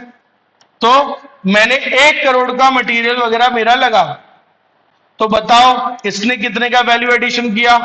4 करोड़ का। ठीक है, अब सुनना मेरी बात को। मैंने इससे पूछा, मैंने कहा ये जो 1 करोड़ का तूने मटेरियल मंगाया सारा देश में से ही था क्या? बोले नहीं नहीं सर, 60 लाख का देश से खरीदा डोमेस्टिक परचेज, और बाहर से भी तो खरीदा होगा। अरे मटेरियल जरूरी, मैं ये नहीं बोल रहा कि कंपलसरी है बाहर से मंगाना, लेकिन खरीदती है ना फर्म्स इंडिया में। अरे नहीं खरीदती क्या? इलेक्ट्रॉनिक्स वाली तो सारी खरीदती है। वो जो तुम मोबाइल पे वो लगा के घूम रहे हो टेम्पर्ड वेम्पर्ड, ये सब चाइना से आया हुआ है। जो तुम 100 रुपए में लगवाते हो, कभी 80 रुपए में, कभी 100 रुपए में, कभी 200 रुपए में, 10 रुपए का आता है ये। ज्यादा बोल रहा हूँ, 10 रुपए, 4 रुपए का आता है। शौक लगता है लेकिन है। वो जो 50-60 रुपए 100 रुपए का जो आता है, the value of that is only 4 rupees और 5-6 रुपीज, दैट्स इट। चाइना से आता है, सब वहीं से आ रहा है बेटा। तो मटेरियल जो भी तुम जो भी काम करते हो उसका कई सामान आते हैं चाइना से। तुम जो हर सुबह अखबार पढ़ते हो उसका कागज चाइना से आता है। दुनिया में सबसे ज्यादा अखबार कहां घिसा जाता है, पढ़ा जाता है? इंडिया में। और इसका रॉ मटेरियल आज तक इंडिया में नहीं है लेकिन यहां से खरीदते ही नहीं। Dainik Bhaskar, Rajasthan Patrika, they all bloody purchase the raw material from China. सस्ता मिलता है ना जी, सस्ता मिलता है। बात यही, उसने अपनी इकोनॉमी को बनाया है ऐसा कि दुनिया उस पर डिपेंड करती है, चाइना पे। समझ रहे हो? बोलो यार वो नहीं तो कैसे बनेगा, सामान ही नहीं बनेगा। समझे? चलो खैर, तो बात समझ में आई। इंटरमीडिएट परचेजेस जो होता है, इंटरमीडिएट कंजम्पशन मतलब हमने जो खरीदा माल मटेरियल, हो सकता है थोड़ा बहुत देश में से खरीदा हो, थोड़ा बहुत बाहर से। तो it includes domestic purchases also, जो तुमने देश में से मटेरियल खरीदा, प्लस मान लो इस अभिनव ने 40 लाख का चाइना से भी मंगाया, उसको इंपोर्ट बोलते हैं बेटा। क्या बोलते हैं? इंपोर्ट्स। तो एक लाइन बोलूं, intermediate consumption includes both domestic purchase and import also, जो बाहर से मंगाया वो भी जुड़ा हुआ होता है। तो एग्जाम में क्या होगा, तुम्हें कंफ्यूज करने के लिए आईसी का अमाउंट भी दे देगा 1 करोड़। सुनना, अभिनव को कंफ्यूज करने के लिए 1 करोड़ का ये अमाउंट दे देगा और अलग से इंपोर्ट भी दे देगा। ठीक है, इसका टोटल आईसी, टोटल मटेरियल वगैरह का खर्चा हुआ 1 करोड़ और अलग से दे दिया इंपोर्ट किए इसने 40 लाख। अब अगर मान लो अभिनव समझदार नहीं है, मुझसे नहीं पढ़ा होता, तो ये तो क्या करता, उसमें इंपोर्ट को भी ऐड कर देता। समझ में आई मेरी बात? तो लेकिन ये काम नहीं करना है, वो इंपोर्ट ऑलरेडी उसमें एडेड है। तो अगर कभी आपको टोटल परचेजेस दे रखी है कि आपकी टोटल परचेजेस इतनी हुई, तो उसमें ऑलरेडी भाई जुड़ा हुआ है, इंपोर्ट भी जुड़ा हुआ है, अलग से मत ऐड कर देना फिर से। क्लियर है? अगर कभी टोटल ना दे, टोटल परचेज ना दे आपको 1 करोड़ और ऐसे दे दे ये 2 आइटम, तो तब तो ऐड करोगे ही ना। इंटरमीडिएट कंजम्पशन दिया नहीं, तो अमाउंट ही नहीं दिया, तब तो निकालना पड़ेगा डोमेस्टिक परचेज प्लस इंपोर्ट। अगर ऐसे ही ऊपर तुम्हें टोटल सेल्स ना दे, मर गया एक्सपोर्ट में, कहीं तो लिखा था, अरे ये रहा। ऐसे ही कभी अगर तुम्हें सेल्स का अमाउंट ना दे टोटल, तो क्या करोगे, देश में कितना बेचा प्लस एक्सपोर्ट, तब तो करेंगे ही ना यार। लेकिन जब टोटल दे रखा है तो फिर से थोड़ी करेंगे उसमें। अरे बात समझ में आई क्या बेटा? सबके नोट्स में होनी चाहिए बात, that total sales includes domestic sales plus exports and total purchases, intermediate purchases includes domestic purchase plus imports as well. Clear है? So you don't need to add it separately, अलग से फिर से सेपरेटली मत ऐड कर देना, वो already जुड़ा हुआ है उसमें। अरे समझे नहीं समझे? पक्का 100%? तो ये हो गया। अब आप बताओ इस मेथड में कोई भी नाम में कोई दिक्कत हो तो बताओ, कोई भी एक आइटम जो फ्लो चार्ट में था, एनी प्रॉब्लम? क्लियर है सभी को? दो ही तो शब्द थे, वैल्यू ऑफ आउटपुट और इंटरमीडिएट कंजम्पशन, और क्या आ जाता है, वैल्यू एडेड। आज एक कोई आदमी आइसक्रीम बना रहा है, 100 रुपए की आइसक्रीम बेचता है, तो भाई उसकी जेब से भी तो लगता है ना यार, दूध वूध का पैसा, जो रॉ मटेरियल वगैरह, उसके भी जो चीजें उसमें कंज्यूम हुई उसको बनाने में, वही होता है इंटरमीडिएट गुड्स। आई बात समझ में? पक्का? आगे बढ़े सेकंड मेथड पे। चलो सेकंड मेथड भाई साहब, क्या नाम है इसका, ये कौन सा फेज था, प्रोडक्शन फेज। इसमें हमने क्या देखा, टोटल देश में कितने के गुड्स बने, और जितने के बने होंगे उतने का ही बिका भी होगा। हम तो मानते हैं एंटायर आउटपुट इज सोल्ड, पूरा बिक गया होगा तो उतनी इनकम जनरेट होगी, फिर वो इनकम क्या होती है, बढ़ती है। तो इसलिए दूसरा मेथड का नाम क्या है, बोलो दूसरे मेथड का नाम। Method number 2 is income method. इसका नाम है सर इनकम मेथड। इसको और क्या बोलते हैं, डिस्ट्रीब्यूशन मेथड, क्योंकि इनकम फिर बाद में बढ़ती है। अच्छा किस में बढ़ती है, फैक्टर्स ऑफ प्रोडक्शन में। और फैक्टर्स ऑफ प्रोडक्शन को जो इनकम मिलती है उनको कौन सी इनकम बोलते हैं, फैक्टर इनकम। अरे उन्होंने अपने क्या दिए, फैक्टर सर्विसेज दिए, तो बदले में जो तुम्हें मिलेगा उसको क्या बोलते हैं, फैक्टर इनकम मेथड भी बोलते हैं। सही है? मैं अपनी फैक्टर सर्विसेज दे रहा हूं, नहीं दे रहा हूं, यहां पे सुबह की, तो मुझे जो मिलेगा वो क्या है, फैक्टर इनकम है। सिंपल है, समझ में आया? यही तो है भाई, पहले सारे टीचर्स मिलके योगदान देते हैं, बच्चों को पढ़ाते हैं, फिर आपसे फीस आती है, फिर वो फीस हमें बढ़ती है। अब बटी उस पैसे से हम क्या करते हैं, खर्चा। तीसरा फेज एक्सपेंडिचर। तो अभी हम दूसरे फेज की बात है। तो भाई जो सामान हमने आउटपुट बनाया, जो पढ़ाया, अब वो आउटपुट है हमारा, उसको पढ़ाने से हमें क्या आएगा, पैसा आएगा। ठीक है, अनिल सर के पास पैसा आएगा, आउटपुट मतलब फर्म के पास आएगा, फर्म के पास पैसा आया, अब वो फर्म हमें बांटेगी। समझ गए? तो सबका अपना अपना बढ़ जाएगा, बटा अब हमारे पास आया। तो यही तो है इनकम मेथड। इस मेथड में अपन क्या करते हैं, तो वो जो आउटपुट बेचा था तुमने, प्रोडक्शन फेज में गुड्स बने, फिर उसको बेचा, पैसा आया, उस पैसे का डिस्ट्रीब्यूशन होता है इस मेथड में। चलो डिस्ट्रीब्यूट हो गया होगा, जिन्होंने लैंड दिया होगा उन्हें क्या मिलता है, बताओ भाई, फैक्टर्स ऑफ प्रोडक्शन में बटेगा ना पैसा, उन्हीं की मदद से तो बना है सामान। तो जिन्होंने लैंड दिया उसे क्या मिलेगा, रेंट। जिन्होंने लेबर दिया होगा मेरे जैसे, उन्हें क्या मिलेगा, वेजेस और सैलरीज, कंपनसेशन ऑफ एम्प्लॉइज भी बोलते हैं इसको। और जिन्होंने पैसा दिया होगा, कैपिटल, पैसा दिया होगा, कोई प्रॉपर्टी है तो उसके ऊपर क्या मिलेगा, इंटरेस्ट। और एंटरप्रेन्योर ने अपनी सेवाएं दी होंगी, उसको क्या मिलेगा, प्रॉफिट। तो एक बात बताओ ना यार, मैं कह रहा हूं देश में कितने के गुड्स बने थे? 100 करोड़ के। फिर 100 करोड़ पैसे बने होंगे, फिर वो बटे होंगे। तो अगर मैं एक बात बताऊं, मान लो रेंट बटा 20 करोड़, लेबर को पैसे मिले 30 करोड़, कैपिटल को पैसे मिले 40 करोड़, एंटरप्रेन्योर को प्रॉफिट मिला 10 करोड़। तो अगर मैं सबकी इनकम जोड़ लूं, सबकी फैक्टर इनकम अगर देश में जोड़ लूं कि किसने कितने कमाया, तो उससे भी तो आ जाएगी नेशनल इनकम। बोले सर उससे कैसे आएगी? वो तो कितना कमाया यही तो आएगा। अरे मैंने क्या कहा था, जितना कमाया उतना ही तो प्रोड्यूस हुआ होगा। तीनों फेज बराबर होते हैं, जितने के गुड्स बने उतने के बिके, उतने की इनकम हुई और उतने का ही खर्चा होगा। तो तीनों अमाउंट बराबर है, 100 करोड़ 100 करोड़ 100 करोड़, कहीं भी मैसे कर लो। आई बात समझ में? तो जो 100 करोड़ के गुड्स बने थे, फिर वो पैसा आया था 100 करोड़, फिर वो बटा होगा। तो जिन जिन में बटा अगर मैं जोड़ लूं सबकी फैक्टर इनकम्स को, तो क्या आ जाएगा? आ जाएगी नेशनल इनकम। बात समझ में आई? तो इस मेथड में बेसिकली हम क्या करेंगे, इनकम मेथड में हम क्या करते हैं, सबकी फैक्टर इनकम्स को जोड़ते हैं, पूरे देश की फैक्टर इनकम्स को जोड़ेंगे। पहले तो डोमेस्टिक टेरिटरी की जोड़ेंगे, डोमेस्टिक इनकम, फिर एनएफआईए कर देंगे, विदेश वाली जोड़ लेंगे, दिलजीत की जोड़ लेंगे, हरियाणा के हटा देंगे। समझ में आई क्या मेरी बात? पक्का? तो इस मेथड में बेसिकली मैं क्या करने वाला हूं, इसमें भी मेन आइटम निकलेगा। तो याद रखना मेन आइटम हर मेथड में होता है। इसमें मेन आइटम का नाम है जो हमें निकालनी है, जहां तक पहुंचना है, उसे बोलते हैं डोमेस्टिक इनकम। और डोमेस्टिक इनकम क्या होता है पता है? NDP at FC. तो हमें कहां पहुंचना है? यहां, इस मेथड में यहां पहुंचना है, फिर कन्वर्ट कर लेंगे, 2 सेकंड लगेगी। चलो जी स्टार्ट करते हैं मेथड। सामने देखना, याद हो जाना चाहिए सबको फ्लो चार्ट भाई साहब, ठीक है? चलो लेट्स स्टार्ट विद, कहां पहुंचना है अपने को? यहां पहुंचना है एनडीपी एट एफसी। कैसे पहुंचेंगे सर? मैंने क्या बोला, एनडीपी एट एफसी क्या होता है? Domestic income. हमारे देश में डोमेस्टिक टेरिटरी में, देश में नहीं, हमारे डोमेस्टिक टेरिटरी में कितने रुपए का इनकम हुई सबकी, सबकी इनकम जोड़ लो। बोला सर हरियाणा की भी जोड़े? बोला हाँ जोड़ो ना, सबकी जोड़ो, तुम तो सबकी इनकम जोड़ लो, डोमेस्टिक टेरिटरी में कितने की हुई। तो अब खुद सोचो, हमारे देश में जो लोग इनकम कमाते होंगे वो जनरली 3 ही इनकम कमाते होंगे। अरे इलीगल विलीगल वाली नहीं मान रहे भाई। नॉर्मली आदमी काम कर रहा होगा तो 3 ही टाइप का काम कर रहा होगा, या तो कहीं नौकरी कर रहा होगा। क्या कर रहा होगा जी? नौकरी।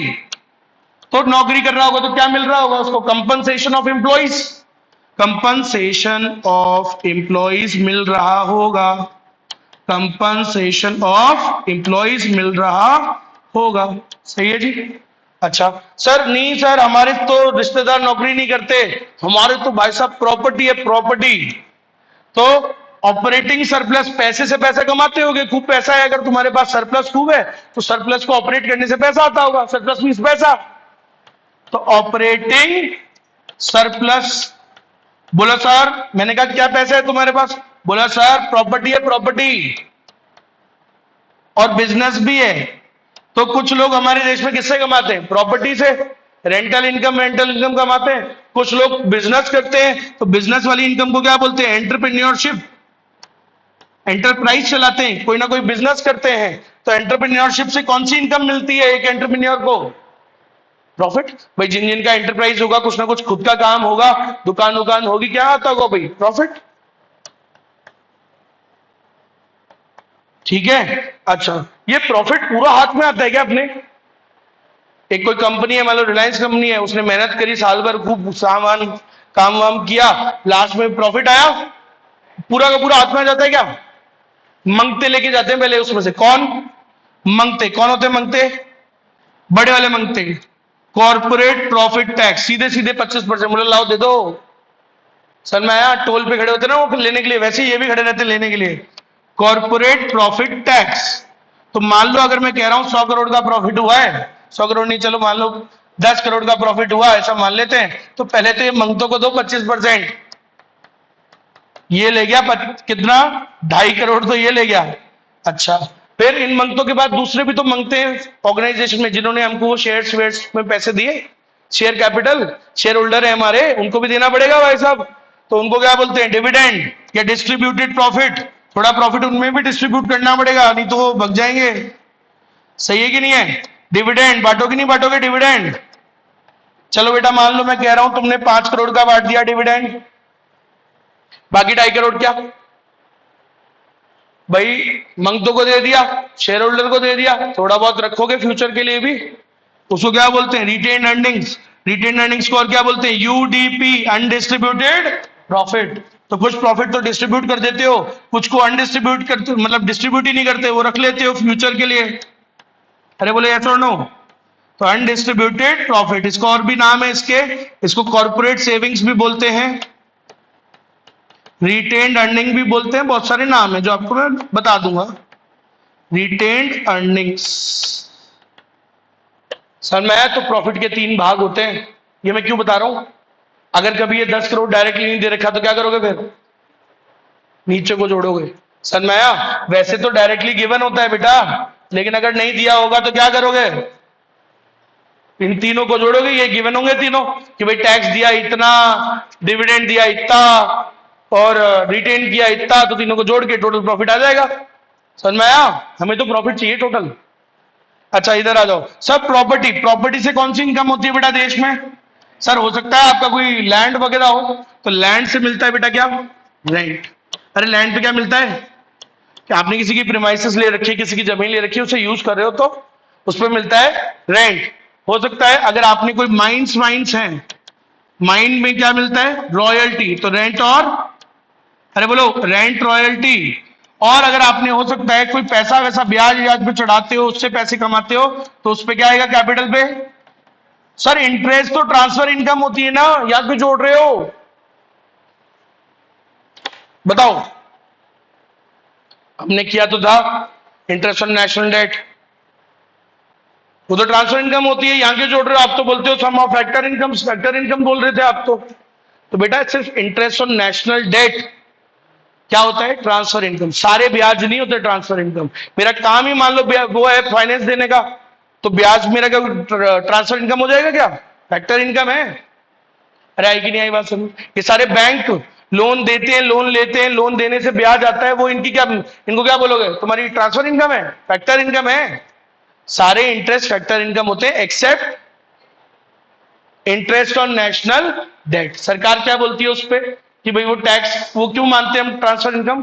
कि बोले यार वो लोन हमने तुमसे काय के लिए लिए, हम उससे कोई प्रोडक्शन थोड़ी कर रहे हैं, हम तो क्या कर रहे हैं, हमारे जो तनख्वाह वनख्वाह है वो बांटेंगे बस। अरे समझते हो नहीं समझते हो? बताया था कि मैंने। Why interest on debt is a transfer income? Because government says that the loans which we have taken from the public, ये लोन काय के लिए? It is for consumption purposes, हमारे day to day working capital के खर्चे। कई बार सरकार को कम पड़ जाते हैं, 2-3 महीने के लिए पैसा चाहिए होता है बस तनख्वाह वनख्वाह देने के लिए। कोई प्रोडक्शन थोड़ी किया, कोई ब्रिज बनाया क्या, कोई डैम बनाया क्या? नहीं भाई। कोई इंडस्ट्री खड़ी करी क्या? नहीं भाई। तुम्हारे पैसे से सिर्फ तनख्वाह वनख्वाह भरते हैं वो, तो तनख्वाह बढ़ना कोई प्रोडक्शन थोड़ी हुआ है, कोई वही चक्र चला ही नहीं। चक्र कौन सा? सर्कुलर फ्लो ऑफ इनकम वाला। जब कुछ बना ही नहीं तो इनकम हुई नहीं, तो एक्सपेंडिचर हुआ ही नहीं, तो उससे कुछ देश में हुआ ही नहीं ना फ्लो में ऐड, इसलिए उसको ऐड नहीं करते हम। उसको क्या मानते हैं? Transfer income. तुम्हें पता है ट्रांसफर इनकम क्यों ऐड नहीं करते यार? एक बार बताओ, नेशनल इनकम में क्यों ऐड नहीं करते? क्योंकि वो कुछ चक्र चला ही नहीं ना। तुमने एक भिखारी को 10 रुपए दिए, उसने बोला भगवान के नाम पे दे दे बाबा, तुमने दे दिए। अब उसने तुम्हें रिटर्न में क्या दिया? कोई गुड्स का प्रोडक्शन हुआ? तो जब प्रोडक्शन हुआ नहीं तो बिका नहीं, कोई इनकम जनरेट हुई नहीं, कोई चक्र चला ही नहीं ना।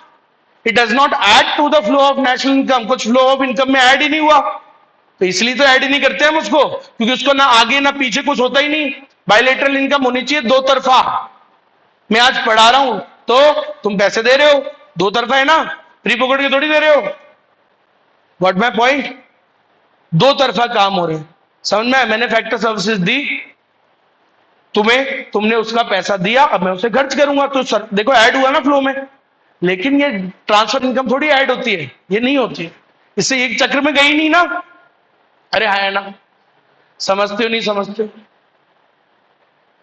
वो जो दिल्ली के अंदर वो जो स्कॉलरशिप्स बांट रही है सरकार, है ना, जो 35-35 साल के बूढ़े डोगरे हो गए, लेकिन भाई साहब पीएचडी कर रहे हैं, वहां कहां से पीएचडी कर रहे हैं? ऐसे ही वहां से स्कॉलरशिप पे पड़े हुए हैं भाई साहब। जो JNU university, Jawaharlal national university, 40-40 साल के पड़े हुए हैं भाई साहब। वहीं पे ही सरकार की स्कॉलरशिप पे। अच्छा, एक डिग्री होती है, कोई भी फर्जी सी डिग्री कर लेंगे झंडू वंडू सी, और उसी पैसे पे हॉस्टल में रुक रहे हैं, हॉस्टल का किराया 300 रुपए। आज कहीं भी अपन एक कमरा लेते हैं, 300 रुपए में कमरा आता है कहीं? 300 रुपए में? हाँ, 300 रुपए का हॉस्टल का खर्चा है। मैस में क्या बोलो भाई, मस्त वो जी रहे किसके पैसे पे? सरकार के। वो सरकार उनको फ्री पॉकेट का दे रही है, ट्रांसफर इनकम स्कॉलरशिप। वो क्या दे रहे हैं सरकार को? कुछ नहीं। कुछ ऐड हुआ फ्लो में? नहीं, ट्रांसफर इनकम है, इसलिए तो माइनस करते हैं ट्रांसफर इनकम। अरे बात समझ में आई क्या? ये जो इंटरेस्ट है वो ट्रांसफर इनकम नहीं है, क्या है? मेहनत का पैसा है। ट्रांसफर इनकम उसी इंटरेस्ट को मानते हैं जो सरकार हमसे जब वो लेती ना वो पैसे, तो उसे जब वो कंजम्पशन पर्पज के लिए यूज करती है तो वो क्या कहलाती है? Transfer income. आई बात समझ? उससे कुछ बनाया ही नहीं सरकार ने, जब कुछ बनाया ही नहीं तो कुछ प्रोडक्शन नहीं हुआ, कुछ इनकम नहीं हुआ, कुछ एक्सपेंडिचर नहीं हुआ, उस चक्र में गया ही नहीं। जब कुछ बनाया ही नहीं भाई, पुरानी तनख्वाहें बाकी हैं 3-3 महीने की, वो बांट देती है सरकार तुम्हारे पैसे से, बस कंजम्पशन पर्पज है, प्रोडक्टिव नहीं है। समझ में आया? चलो अब वापस, प्रॉपर्टी से कौन सी इनकम आती है जल्दी बोलो? प्रॉपर्टी से तीन इनकम आती है सर, रेंट, रॉयल्टी और इंटरेस्ट। इनकम फ्रॉम प्रॉपर्टी, देखो भैया वापस से बोल रहा हूं, दो हेड्स होते हैं। या तो हमारे देश में कुछ लोग क्या करते हैं? नौकरी करते हैं। नौकरी करते हैं तो भाई नौकरी से तो क्या मिलती है? अरे नौकरी से जो इनकम मिलती होगी उसे क्या बोलते हैं? Wages and salaries.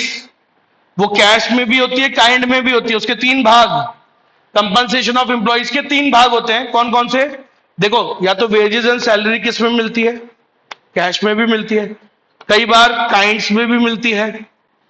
सही है, wages and salary in kinds. Army है, फौज में जो लोग नौकरी करते हैं, क्या पूरी तनख्वाही मिलती है कैश में? नहीं, उनको बाकी सुविधाएं भी तो मिलती है। आज आईएएस है, आईएएस की तनख्वाह कितनी होती है? वो सिर्फ तनख्वाह जो हाथ में मिलती है वही होती है क्या तनख्वाह? वो जो बंगला जिसमें रह रहा है उसका किराया भी जोड़ो उसमें, वो सुविधाएं भी तो सरकार दे रही है, ड्राइवर का पैसा भी दे रही है, नौकर का पैसा भी दे रही है, फिर गार्डनर का पैसा भी दे रही है, जो वो क्या बोलते हैं माली, उसका भी पैसा दे रही है। तो वो सब उसकी तनख्वाह का पार्ट होता है भाई, जो कैश में मिला प्लस काइंड्स में मिला। समझ में आया? फैसिलिटीज, सुविधाएं, तो वो भी तनख्वाह का ही पार्ट है। मान लो एक आईएएस को आपको तनख्वाह मिलती है, मान लो ऐसा मान लेते 50 लाख, प्लस आपको ये 20 लाख की सुविधाएं भी तो मिल रही है, प्लस सरकार आपके पीएफ अकाउंट में भी डालती है। तो जो आपका एम्प्लॉयर है, एम्प्लॉयर आप भी डालते हो, सुनना, एक होता है PF account, provident fund, employ के भविष्य के लिए, फ्यूचर के लिए social security schemes government launch करती है, सोशल सिक्योरिटी स्कीम्स। ठीक है, समाज में बाद में जाएगा ना वापस नौकरी करने के बाद, तो भाई कुछ तनख्वाह आदमी अपनी तनख्वाह में से कुछ 8% पीएफ में डालेगा मान लो। ऐसे ही जो तुम्हारा एम्प्लॉयर है वो भी जितना तुम डालोगे उतना ही अमाउंट वो भी इसमें डालेगा। तो मेरी बात को सुनना, मैं तो तुम्हारा टोटल अमाउंट ले ही रहा हूं, तो ये 8% क्यों अलग से लूंगा? इसी में जुड़ा हुआ है ना वो तो 8%, तो इसको हटा दो। सिर्फ हम किसका भी जोड़ेंगे अब? एम्प्लॉयर का। तो जो एम्प्लॉयर तुम्हारे पीएफ में डाल रहा है वो भी तो तुम्हारी तनख्वाह का ही पार्ट है। मान लो मेरी तनख्वाह 1 लाख रुपए, एम्प्लॉयर 8,000 और 8,000 पीएफ में डाल रहा है, तो मेरी तनख्वाह एक्चुअली कितनी हुई? 1,08,000। नहीं समझे? वापस से देखो, मेरी तनख्वाह 1 लाख है, ठीक है, अब 1 लाख में से 8% तो मैं भी डाल रहा हूँ पीएफ में। पीएफ का बताओ ना, सोशल सिक्योरिटी स्कीम्स का। तो इसका 8% कितना हुआ? 8,000 मैं डाल रहा हूं, प्लस 8,000 कौन डाल रहा है? एम्प्लॉयर। तो एक बार बताओ, 1 लाख में से तो 8,000 है, तो अगर मैं इसको या तो 92 लिखूं, 92 प्लस 8 मेरे वाले प्लस 8 बॉस वाले, तो बताओ टोटल कितनी है मेरी तनख्वाह? 1,08,000 ही तो है। तो बेसिकली मैं क्या कह रहा हूं, मेरे वाले में क्या जोड़ते हैं? सिर्फ मेरा वाला तो टोटल है ही ना तुम्हारे पास। अरे मेरा वाला तो टोटल है ही, क्या जोड़ते हैं? सिर्फ एम्प्लॉयर का। एम्प्लॉयर, एम्प्लॉई नहीं। कभी भी दे रखा हो एम्प्लॉय कंट्रीब्यूशन टू पीएफ या employ contribution to social security scheme, add मत कर देना, वो तनख्वाह में जुड़ा हुआ था ऑलरेडी। सिर्फ किसका जोड़ते हैं? एम्प्लॉयर, एम्प्लॉयर का जोड़ते हैं। तो 3 भाग होते हैं बेटा, सामने देखो फटाफट। कॉम्पनसेशन ऑफ एम्प्लॉइज के 3 भाग, wages and salaries in cash, wages and salary in kinds, plus employer, employer का contribution to SSS, social security schemes, PF, gratuity, pension, ये सब होता है, ये सब। अरे बोलो समझ में आया क्या? बोलो भैया। तो सीओई के ये तीन भाग होते हैं, या तो तनख्वाह कैश में आती है, या काइंड्स में आती है, या और एक एम्प्लॉयर का कंट्रीब्यूशन जो वो डाल रहा है तुम्हारे खाते में, वो भी जोड़ो, वो भी तनख्वाह का ही तुम्हारा ही तो पार्ट है। समझ में आया? अब सुनना भाई, जो लोग नौकरी नहीं करते, हो सकता है वो कोई क्या कमा रहे होंगे, या तो कोई बिजनेस कर रहे होंगे, या कोई प्रॉपर्टी से कमा रहे होंगे, रेंट रॉयल्टी। प्रॉपर्टी से कमा रहे होंगे तो क्या आ रहा होगा? रेंट रॉयल्टी, और कैपिटल से आ रहा होगा इंटरेस्ट। ठीक है, रेंट रॉयल्टी और इंटरेस्ट। ठीक है, हम कौन सा मेथड पढ़ रहे हैं? Income method. सबकी क्या जोड़ रहा हूं? इनकम। हमारे देश में या तो लोग नौकरी करते हैं, या खुद का बिजनेस करते हैं, एंटरप्रेन्योरशिप, या प्रॉपर्टी से कमाते हैं, या ऐसी कुछ इनकम होती है जो इन दोनों में हम क्लियरली बांट नहीं पा रहे। वेयर देखो, there are some types of income where it is not possible to clearly define कि वो ये वाली इनकम है या ये वाली इनकम है, तो वहां बांटना थोड़ा मुश्किल हो जाता है। समझ रहे हो कि उसमें बिजनेस से आ रहा है या उसकी मेहनत से आ रहा है? जैसे एक सीए ने अपना एक ऑफिस खोला। मैंने क्या बोला? ऑफिस खोला। नौकरी कर रहे हो तो सीओ ही आएगा ना, नौकरी कर रहे हो तो तनख्वाह आएगी। लेकिन तुमने एक अपना ऑफिस खोला, प्रैक्टिस कर रहे हो, तो अगर तुम प्रैक्टिस कर रहे हो, अब सोचो, अब जो तुमने पैसा कमाया, खुद लॉजिकली सोच के बताओ मेरे को, तुम्हें किस में डालना चाहिए इन दोनों में से? कोई बिजनेस है? बोलो। प्रोफेशन में भी क्या होता है? Service to the clients. तो जो तुम्हें पैसा मिल रहा है, वहां डिफाइन करना मुश्किल है कि उस पैसे में, अच्छा एक बार बताओ, तुमने जो ऑफिस बनाया, ऑफिस में असेट वसेट लगाई, ऑफिस में असेट वसेट, टेबल कुर्सी इक्विपमेंट्स, एसी वेसी, पूरा सेट किया माहौल, अरे बनाया, सही है। तो वो जो तुम पैसा कमा रहे हो, क्या वो उसमें उन चीजों का भी योगदान है, और तुम्हारी सर्विस मेहनत भी जा रही है, दोनों जा रहा है? अरे कंप्यूटर का योगदान नहीं है क्या? एंट्री काय पे करते हो? एंट्री काय पे करते हो? कंप्यूटर पे। तो वो जो इक्विपमेंट्स है उनका भी योगदान है, मतलब असेट्स, असेट्स, और तुम्हारी खुद की मेहनत भी जा रही है। तो वो पैसे को डिफाइन करना मुश्किल होता है, whether it is a labour income और it is a income out of the property. किससे कमाया मैंने? वो असेट से कमाया है या मेरी मेहनत से कमाया है? तो यही डिफाइन करना थोड़ा मुश्किल होता है। तो ऐसी इनकम जहां क्लियर क्लासिफाई करना मुश्किल हो, उसको तीसरी कैटेगरी में डालो ना सर। तीसरी कैटेगरी होती है बेटा MISE। इसमें उन लोगों की इनकम आती है जिनको हम उन दोनों में नहीं डाल पा रहे, किसमें डाल देते हैं? Mixed income of self employed personals. आज मैं नौकरी कर रहा हूं, ना मेरा कोई बिजनेस है। अब मेरी इनकम को डिफाइन करना मुश्किल है कि कौन सी इनकम, बताओ कौन सी इनकम है? MIS, mixed income of self employed professionals. तो जो एम्प्लॉय, जो लोग खुद को एम्प्लॉय खुद करते हैं, सेल्फ एम्प्लॉयड होते हैं, उनका पैसा क्या होता है? MISE में आता है। CA, डॉक्टर जो जिनका खुद का क्लिनिक है, डॉक्टर, चार्टर्ड अकाउंटेंट जिनका खुद का ऑफिस है, लॉयर्स, ये सब किस में आते हैं? Mixed income of self employed में।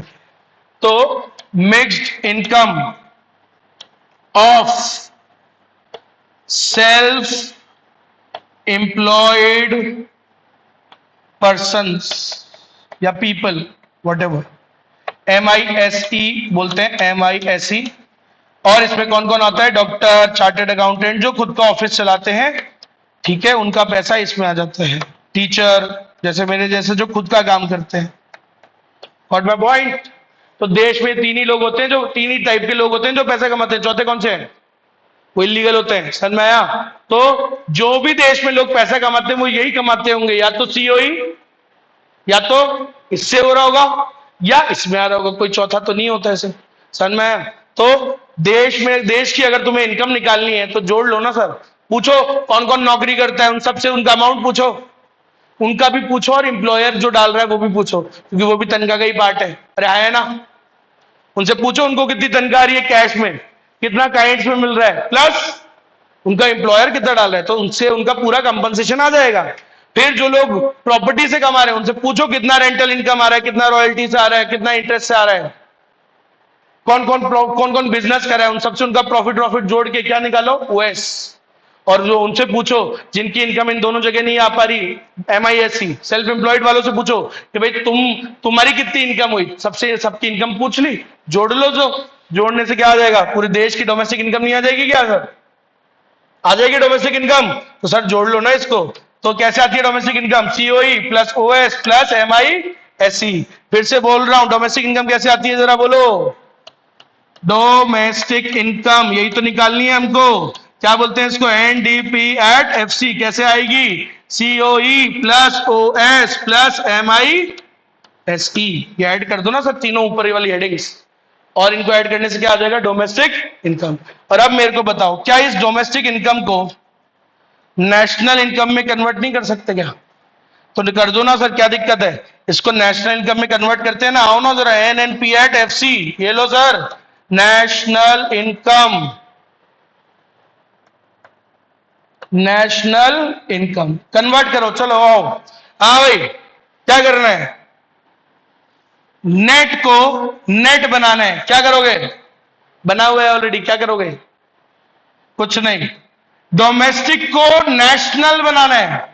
सर ये तो डोमेस्टिक इनकम आई ना, इसमें तो रियाना बैठी हुई है, उसकी जुड़ी हुई है, उसकी हटाओ। और दिलजीत तो बाहर बैठा हुआ है, डोमेस्टिक टेरिटरी के बाहर जस्ट छाता लगा के बैठा हुआ है, उसकी जोड़ो। तो दिलजीत वाली क्या होती है, factor income from abroad. Riyana जो बैठी है उसकी फैक्टर इनकम टू अब्रॉड। तो सर नेट करो ना इसका, इसको क्या बोलते हैं, नेट फैक्टर इनकम फ्रॉम। तो सर इसमें क्या जोड़ना है, डीपी को एनपी बनाना है, क्या करेंगे, एनएफआईए जोड़ देंगे। फैक्टर कॉस्ट को फैक्टर कॉस्ट बनाना है, क्या करेंगे, ऑलरेडी फैक्टर कॉस्ट है सर। सर में आएगा सबको, ऐसे आ जाती है आपकी नेशनल इनकम इस मेथड में। सर में आया सबको, पक्का। एक क्विक रिवीजन फटाफट से बोलो भैया, ये मेथड का नाम क्या है, फैक्टर इनकम मेथड या डिस्ट्रीब्यूशन मेथड। इस मेथड में हम क्या करते हैं, पूरे देश की डोमेस्टिक टेरिटरी में जितनी इनकम हुई उसको जोड़ते हैं। जिन जिन लोगों ने फैक्टर इनकम्स कमाई उसकी फैक्टर इनकम को जोड़ेंगे। कैसे जोड़ेंगे, या तो हमारे देश में लोग क्या काम करते हैं, नौकरी, या किससे कमाते हैं, ऑपरेटिंग सरप्लस से, या किस में आते होंगे, एमआईएससी में। तो जो सीओई कमाते हैं, wages and salaries in cash, wages and salaries in kind plus employer contribution to SSS, क्या आ जाता है इससे, सीओई। ऑपरेटिंग सरप्लस में दो ही इनकम होती है, या तो प्रॉपर्टी से कमा रहे हो, एंटरप्रेन्योरशिप से कमा रहे हो। प्रॉपर्टी से कौन सी इनकम होती है, rent royalty interest, rent royalty interest. और एंटरप्रेन्योरशिप से कौन सी इनकम आती है, प्रॉफिट। प्रॉफिट के तीन भाग, पहले मंगते लेके जाते हैं सीपीटी, उसके बाद जो उनको देने के बाद होता है, उसके बाद डिस्ट्रीब्यूटेड प्रॉफिट, शेयर होल्डर्स को डिविडेंड बांटेंगे, और फिर जो बच गया उसको क्या बोलते हैं, undistributed profit. It is also called retained earnings. तो प्रॉफिट के तीन भाग, प्रॉफिट आ जाएगा उससे। उसके बाद एमआईएससी में क्या आता है, सेल्फ एम्प्लॉयड पर्सन की इनकम। जो उन दोनों में कैटेगरीज में नहीं है वो सेल्फ एम्प्लॉयड में डाल दो, तीनों की जोड़ लो सर, क्या आ जाएगी, पूरे देश की डोमेस्टिक इनकम, पूरे देश की टेरिटरी में कितनी इनकम हुई। लेकिन इसमें हरियाणा की जुड़ी है, दिलजीत की नहीं जुड़ी है, उसको भी कर दो एनएफआईए, क्या आ जाएगी, नेशनल इनकम। आया सर में सबको, पक्का 100%। तो इसी के साथ दो मेथड्स हो गए, दोनों का फ्लो चार्ट हो गया है अपना। अब पहले तो अब इसके कुछ प्रिकॉशंस हैं, दोनों मेथड में कुछ बातों का ध्यान रखना है अपने को। अभी वैसे मैं आईसीआई में से रीड कराता हूं आपको, लेकिन फिर भी ये जो मेथड है इसका नाम क्या है, इनकम मेथड। इसमें कौन सी इनकम होनी चाहिए, सिर्फ फैक्टर इनकम, कौन सी नहीं होनी चाहिए। तो कौन कौन से प्रिकॉशंस का ध्यान रखना है ये मेथड से करते वक्त, कि कोई इलीगल इनकम नहीं जोड़नी है। विंडफॉल गेन्स, कोई लॉटरी वोटरी का पैसा मत जोड़ देना, वो तुम्हारा वो लूडो वूडो से आजकल खेल के उससे भी कमाते हो, ड्रीम इलेवन चेस वेस, जिफी चेस, रूपी, ये सब आता है, उसका पैसा नहीं जोड़ते भाई। गैम्बलिंग का पैसा नहीं जोड़ते, वो नहीं जोड़ना। प्लस प्लस कैपिटल गेन्स, मतलब आपने कोई पुरानी असेट बेच दी at a profit, capital gain जानते हैं। फिर मान लो मेरी पुरानी गाड़ी है, मेरी पुरानी गाड़ी की वैल्यू थी 90,000, मैंने उसको 1,20,000 में बेच दी, 30,000 का ये जो फायदा हुआ इसको हम नहीं जोड़ते, नहीं जोड़ना है, ठीक है। ये प्रिकॉशंस है, अभी उसमें भी रीड करा दूंगा, लिखी हुई है, कैपिटल गेन्स को नहीं जोड़ना है। ऐसे ही इनकम फ्रॉम फाइनेंशियल एसेट्स, ये जो शेयर वेयर का पैसा होता है, financial assets means shares, securities, इनसे जो पैसा आया वो भी नहीं जोड़ते, नहीं जोड़ते। क्यों नहीं जोड़ते पता है, दिमाग लगाओ, वो चक्र में नहीं गया। शेयर क्या है, शेयर कोई चीज है जो बनती है, तुमने तुमने कंपनी के शेयर खरीदे 100, तुम्हें बदले में क्या मिलता है, घंटा। मतलब sorry for the language but this is the truth. When you buy a pen you pay 10 rupees and you get a pen. when you spend so much money on their shares, what do you get in return? Physically, tangibly कुछ मिलता है, कोई उत्पादन हुआ, कोई production हुआ, नहीं हुआ। तो जब कोई प्रोडक्शन नहीं हुआ तो इनकम नहीं हुआ, और इनकम नहीं हुआ तो एक्सपेंडिचर नहीं हुआ, तो वो जो पैसा है वो फ्लो में नहीं जा रहा है, जो चीज बनी नहीं, कुछ बना ही नहीं। आप समझ रहे हो मेरी बात? तो ये चक्र चलता है। तो फैक्टर इनकम में हम वही लेते हैं जो प्रोडक्शन हुआ, वो चक्र में जो गया। तो इसलिए इनकम फ्रॉम फाइनेंशियल एसेट्स को भी ऐड नहीं करते। प्लस एक और इनकम है, उसको भी ऐड नहीं करते, sale of second hand goods. बता दो बेटा, रुक लिख के रख ले, भूलना मत। Sale of second hand goods, अगर आपने कुछ सेकंड हैंड गुड्स बेचे, मान लो हमने जैसे सेकंड हैंड गाड़ी बेची, बोला भी था मैंने आपको। अब सेकंड हैंड गाड़ी को मैंने बेच दिया, अब बोलो सर वो पैसा तो जोड़ो, इनकम हुई है सर देश में। बेटा वो जब पहले, वो इस साल बनी नहीं ना, वही तो लॉजिक है। जो इस साल बने वही तो बिके, वो इस साल तो नहीं बनी, वो तो पहले बिकी बनी थी जब, तो तभी जुड़ गई थी वो, तो तभी जुड़ गई होगी ना प्रोडक्ट मेथड में, जिस साल वो बनी होगी। 10 साल पहले जब वो बिकी थी, उसी साल जोड़ ली होगी नेशनल इनकम में, तो क्योंकि वो उसी साल बनी थी। अब फिर से जोड़ोगे, एक ही गाड़ी की वैल्यू 2 बार, तो फिर तीसरी बार बिक गई तो नहीं ना। तो इसलिए सेकेंड हैंड वाली चीजों की वैल्यू, जो उससे जो इनकम आई उससे नहीं जोड़ते।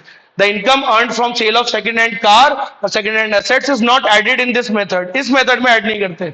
और सुनना सर, लेकिन वो जो सर वो जो एजेंट है जिसने गाड़ी वाड़ी बिकवाने में मदद करी, उसने तो मेहनत करी ना अपनी, हाँ, उसका जो कमीशन है वो इस मेथड में ऐड होता है।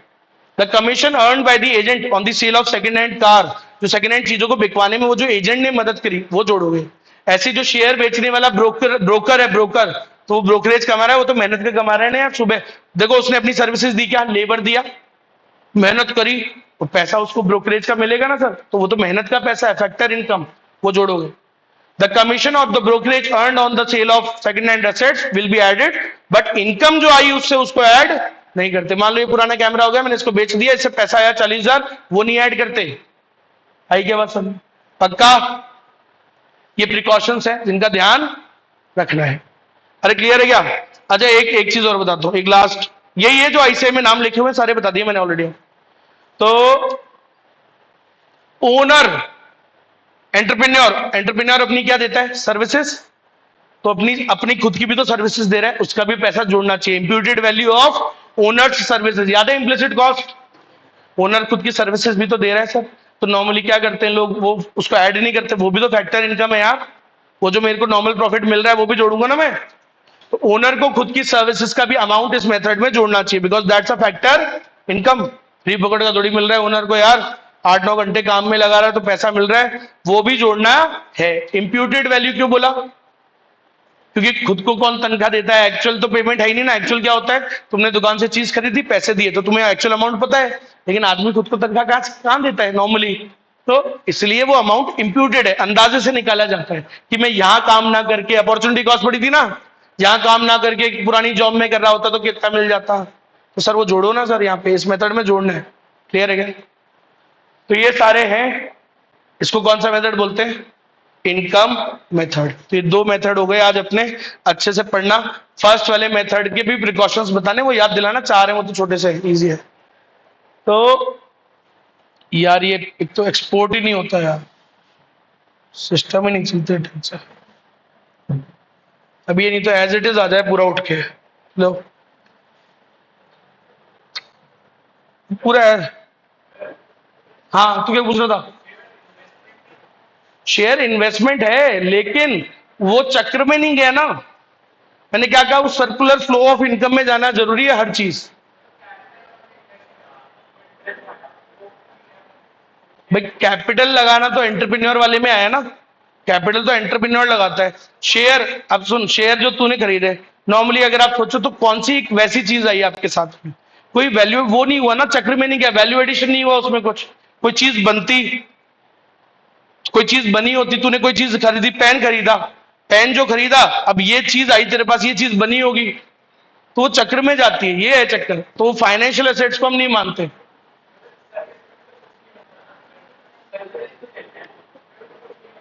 सर्विस में लेकिन आपने अपना लेबर दिया ना, बायलेटरल इनकम तो है ही। अब तेरे बाल काटे उसने, तू घर पे जाके ये बोला बाल तो काटे ही नहीं, काटे हैं ना उसने बाल। शेयर तो दिखता नहीं ना, शेयर कोई टेंजिबल चीज होनी चाहिए, बात समझ रहा है? टेंजिबल चीज का क्या होना चाहिए? क्रिएशन। जब तक वो उस फ्लो में नहीं जाएगा हम उसे नेशनल इनकम नहीं मान सकते। ये कहानी है, वो फ्लो में जाना जरूरी है।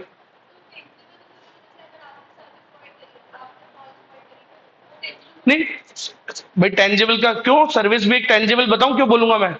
सर्विसेज को एक्सपीरियंस तो करते ही ना अपन। नॉर्मली क्या होता है, टेंजिबल एसेट्स क्या बोला जाता है? Tangible assets are those assets which can be seen, touched और फेल्ट। It is felt. तो भाई सर्विसेज जो होती है वो तो दिखती है ना, वो तो थोड़ा तो पता है, होता ही है। और लेबर जाए, लेबर गया है अगले का, तो वो तो दिया ही है। अरे हाँ होता है। चल, तो बात ये है भाई, क्या होता है हमारे देश में एक्चुअली, कितनी सारी, तो आप वो देखो, शेल कंपनीज घूम रही है जो खाली है, एक्चुअली कोई प्रोडक्शन ही नहीं कर रही, नाम का वो शेयर कैपिटल है। हम सच्ची कितनी शेयर जो कंपनीज है सारी वो फेक कंपनीज होती है। इनके रजिस्टर्ड ऑफिस पे जाओ, ऑफिस ही नहीं है, जमीन है, जमीन खाली। तो एक्चुअली ये सब फेक है। ये जो चलता है ये ज्यादा 90% बता रहा हूं आपको, यदि ये सिर्फ बुक्स में होती है, असली में कोई इसमें इकोनॉमी में कोई प्रोडक्शन हो ही नहीं रहा। वो फलानी फलानी कंपनी है, वो शेयर बेच रही है भाई साहब, लोग दमादम लगा रहे हैं, सोलर एनर्जी, ये एनर्जी, वो एनर्जी, एक्चुअली कुछ प्रोडक्शन ही नहीं हो रहा। रजिस्टर्ड ऑफिस पे जाओ, मिलता ही नहीं है। समझ रहे हो? ऐश्वर्या राय, ऐश्वर्या राय आपका, अरे यार क्या नाम है, राहुल गांधी, ये सब कितने ही केसेस में फंसे पड़े हैं। शेल कंपनीज खोलते हैं, सीधी सीधी फर्जी कंपनीज, पैसा इधर का उधर करते हैं, बस रोटेट मारते हैं, कंपनी चलती नहीं है एक्चुअली। तो वो समझो कि कुछ कुछ पुख्ता कुछ बना नहीं, तो वो फ्लो में ऐड नहीं हुआ पूरे में, वो है उसका कुछ बैकअप नहीं है। बैकअप इनकम तो हुई, माना इनकम हुई, लेकिन उसका बैकअप नहीं है, कुछ कुछ प्रोड्यूस नहीं हुआ, तो ऐड नहीं कर रहा नेशनल इनकम के फ्लो में, इसलिए उसको ऐड नहीं। हाँ भाई समझ में आएगा सभी को? तो ये इसका फोटो वोटो ले लो भाई, ऑनलाइन जो भी बैठे हैं। अब ये तो वो होता ही नहीं, रुको रुको, ऊपर से ऑनलाइन वाले को लेने दो एक बार स्क्रीनशॉट। कौन लेगा? प्रगति बैठी हुई है क्या दीदी जी? प्रगति कौन है? अच्छा वो लेगी प्रगति, तो आपका नाम क्या है? अच्छा, ऐसे भूल जाता हूँ मैं, ऐसे नाराज वाराज नहीं होता ना, वो नाम भूल जाता हूँ, भूल जाता हूँ मैं। ठीक है यार, शिका जी।